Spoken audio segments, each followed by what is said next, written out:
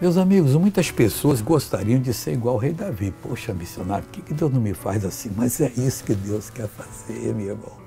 Deus quer pegar você lá longe no pasto, tomando conta das pouquinhas ovelhas e trazer você para ser uma bênção. Mas se você quiser ser como Davi, você deve também agir como Davi. Olha o que ele diz no Salmo 71, versículo 15. A minha boca relatará as bênçãos da tua justiça. Você tem feito isso? Relatado as bênçãos da justiça de Deus? Como é que você pode ser igual a Davi? Você não faz igual. E ele fala, mãe, e da tua salvação todo o dia. Não tem um dia triste, não. Hoje eu não vou falar de Jesus, vou falar.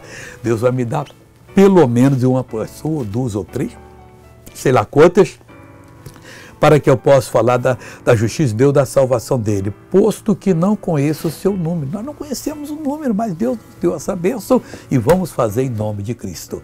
Veja essa pessoa que conta uma bênção, eu já volto. Amigo, você usava essa muleta há quanto tempo? Eu uso há 3 anos. 3 anos. Era dia e noite? É, dia e noite, porque sofro muito da coluna. Sem ela o senhor não estava andando? Sem ela não, é a minha terceira perna. Então põe a terceira perna no ombro, terceira perna, depois você vai. Agora, então vai andando agora, vai andando, não para mais. Oh, glória a Deus.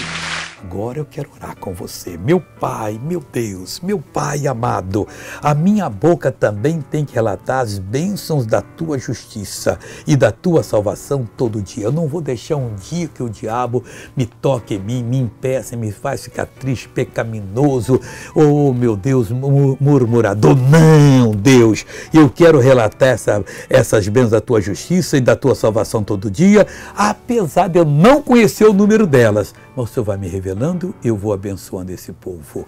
Olha, seja abençoado em nome de Jesus. Pai, muito obrigado e amém.